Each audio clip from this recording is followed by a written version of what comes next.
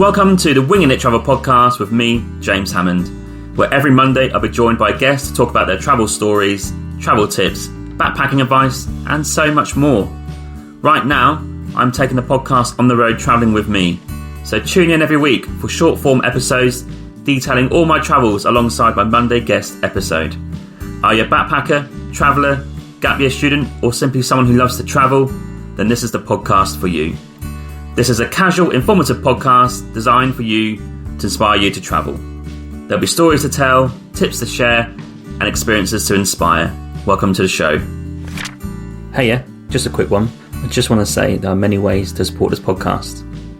You can buy me a coffee and help support the podcast with $5, or you can go to my merch store with the affiliate link with TeePublic, where there's plenty of merch available to buy, such as t-shirts, jumpers, hoodies, and also some children's clothing. Thirdly, which is free, you can also rate and review this podcast on Apple Podcasts, Spotify, Podchaser, or Good Pods. Also, you can find me on social media on Instagram, Twitter, Facebook, and TikTok. Simply just search for Winging It Travel Podcast, and you'll find me displaying all my social media content for travelling, podcasts, and other stuff. Thank you. Hello, and welcome to this next instalment of my travelling solo episodes. Today I'm going to cover Venice and again Verona, as we had a day trip there for our time in Venice. On the day of travel to Venice, we decided that we're actually going to book 4 nights there and have one of those days a full day in Verona. So we're going to cover the first 3 days in Venice, then Verona, then the last day in Venice.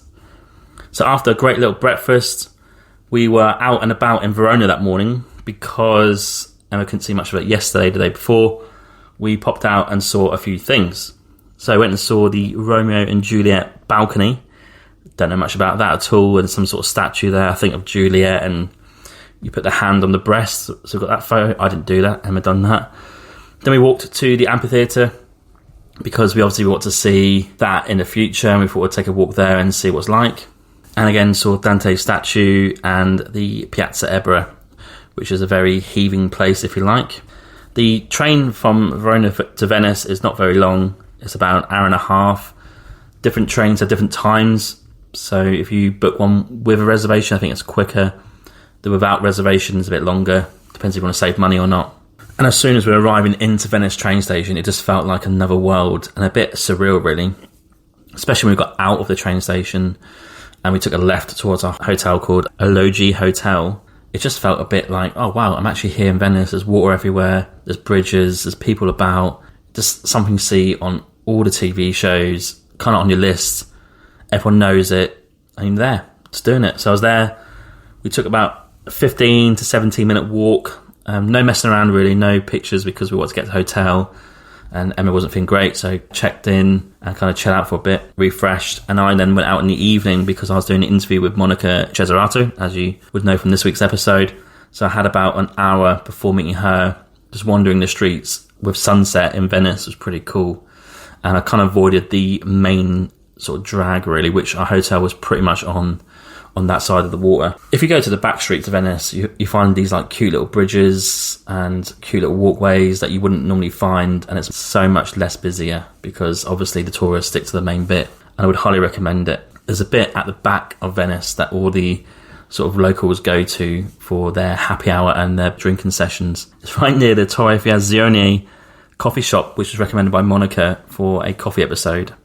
And on that street is where all the sort of the locals go, where the bars are, the trendy coffee shops, and away from the tourist crowds. So get yourself on that street, very easy to get to. And I would recommend just walking around there and kind of getting off the drag.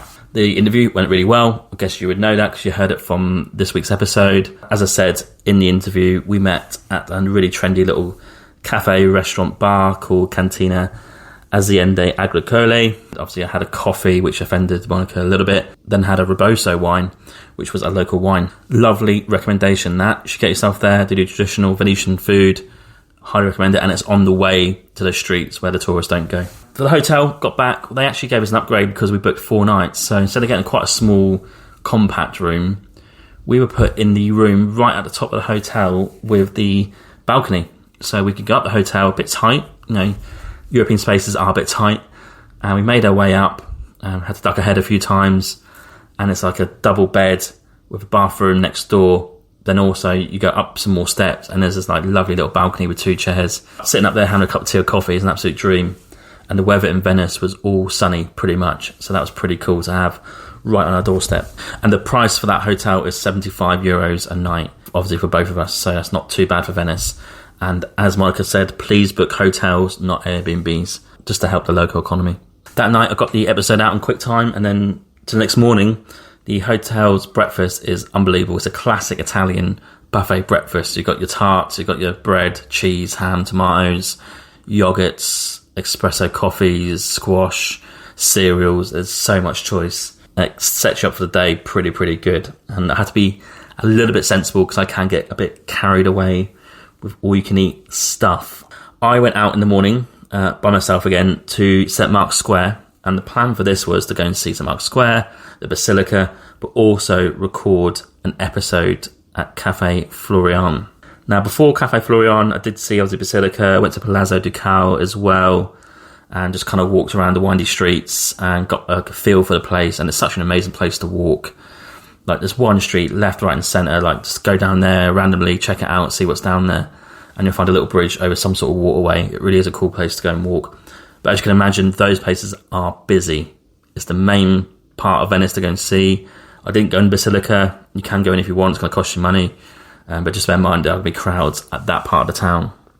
Now, Cafe Florian is arguably one of the world's, if not the world's oldest coffee shop. I think it's the oldest continuous coffee shop.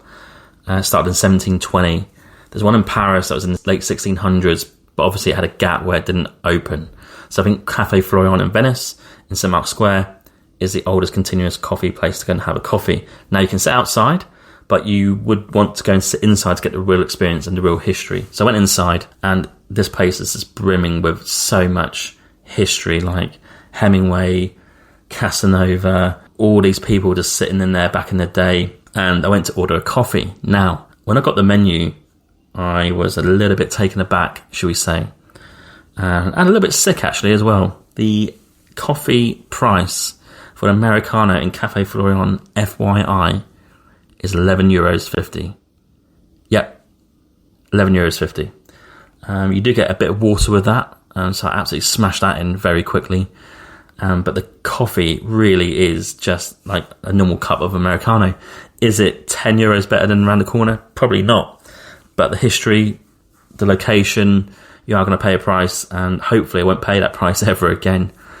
Got a episode recorded on that, so look out for that in probably next month.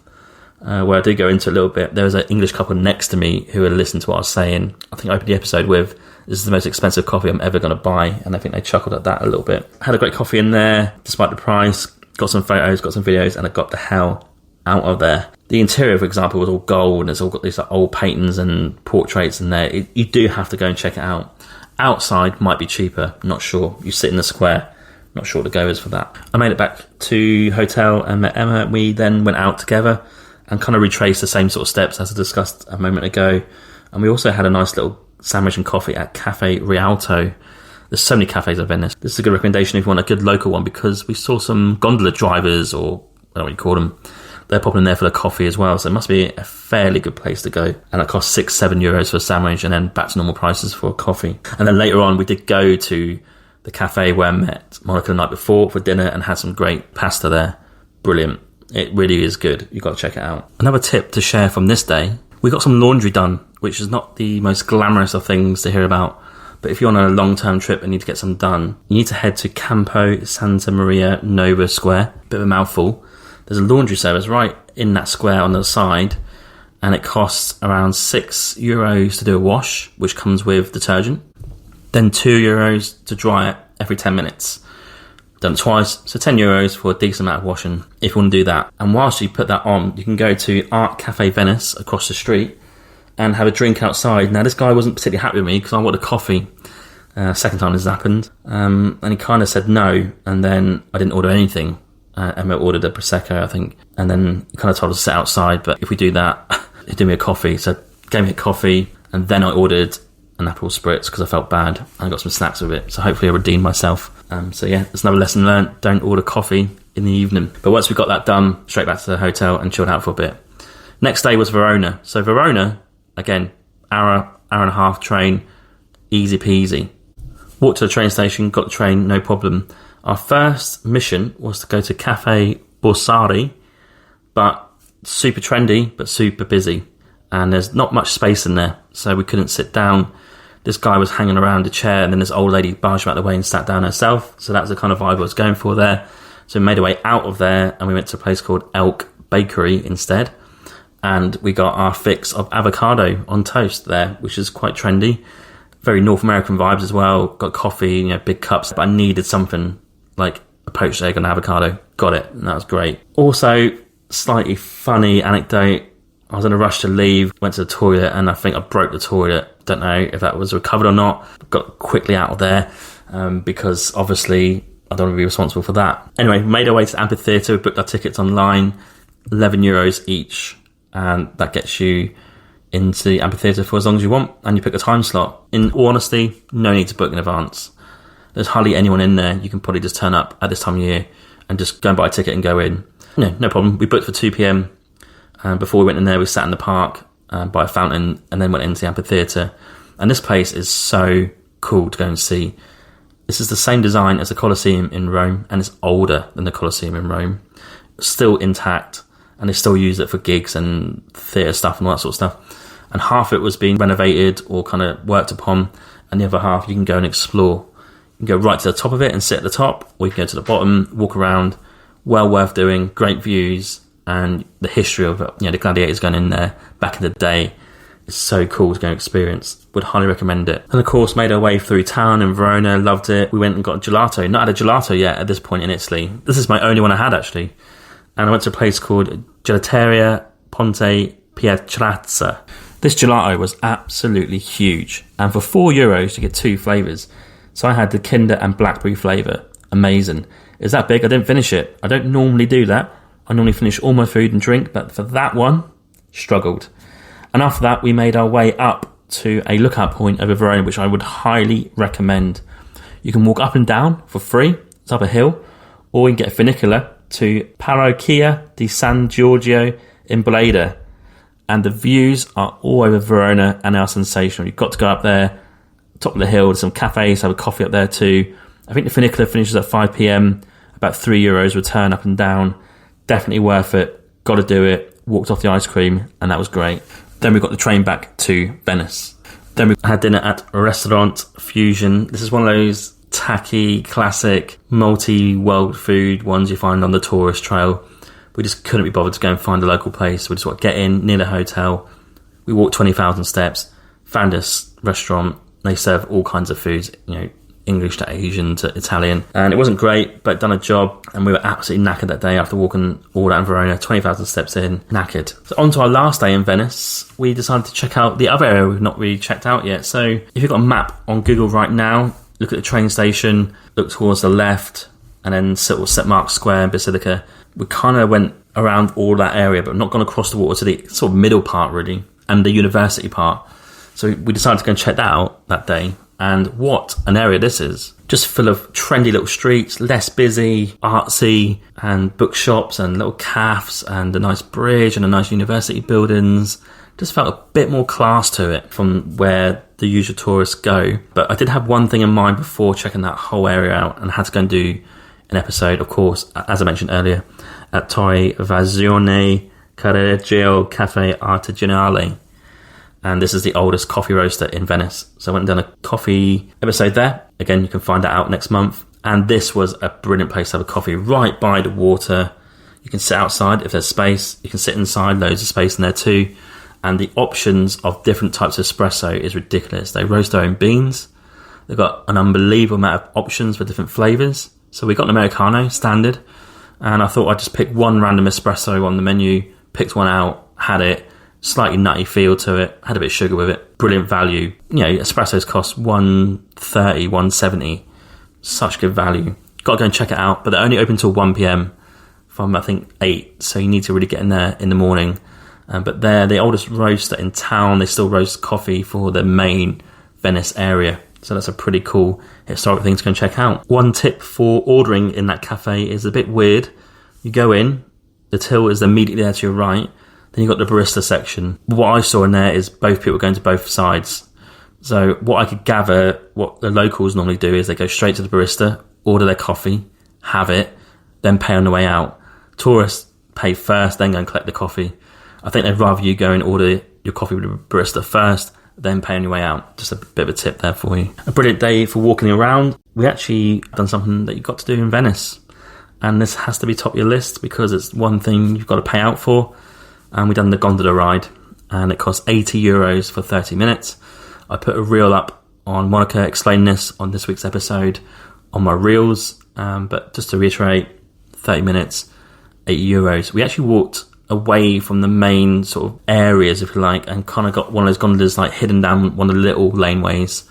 And he was a really nice guy. Took us around kind of to the main waterway, if you like, and then into the little waterways around the little houses. And we saw a few of people's houses from the past. I think Casanova's balcony was one we went past, and Marco Polo's house as well. Saw a few sites, and we gave him a tip as well, and he absolutely loved it. Really appreciated that.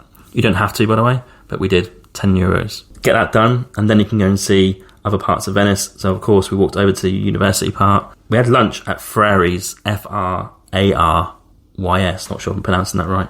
It's a Greek and Mediterranean restaurant, and we had one of the best meals we had on a trip yet. And it was couscous with vegetables and this like vegetable broth. Vegan friendly too. That combined with a bit of bread. Oh, so good. Get there and have a lunch. They close at 3, FYI. Then we open later in the evening. And then we just wandered over to look at the buildings in the other area. Got to the University Bridge. Great view of the canals there. And again, just not too busy. It's a nicer feel, I thought. And a nice way to end Venice. See a different part of it that most people probably don't go to. And well worth checking out. If you want to know roughly where that is, if you come in by train, straight away get to the train station, you're going to see a bridge. Go over that bridge and go that way. We obviously ignored that bridge, went to the left, that's where the hotel was, and that's where you go sort of towards St. Mark's Square, and it's kind of busy that way. Or you get a water taxi. It's entirely up to you if you don't want to walk. Our last meal in Venice was at Al Corner. A tad pricey, but a decent enough pasta. I must say, to summarise Venice, a fantastic place. I know it gets a bit of a bad rep these days, but the waterways are amazing. You can walk at all. There's so many bridges. Lots of little cafes to go and see. Lots of little restaurants. Busy places, not so busy places. Local places. Local people are great, I found. Hotel was brilliant. Hotel staff were great. Prices, apart from Cafe Florian, really reasonable. And I felt like we accomplished a lot. Still enough there probably to go back again. It's one of the places that you would always go back to. I'd imagine in the summer, super heaving. When we were there this time, busy. But in the summer, it's going to be absolutely hectic. So you might have to book in advance to get accommodation and stuff like that. Just don't do Airbnb, book hotels. But I would highly recommend going to Venice. Don't let anything put you off. Listen to Monica's episode this week if you want to hear more. Get a gondola ride in, day one. Get your normal standard tourist sites done. And then go and explore on your feet without Google Maps and just go and wander. Great place to walk, great place to take photos and videos, and a great place to podcast about. Thanks for tuning in, and I'll catch you next time where I will be talking about Slovenia. Catch you soon.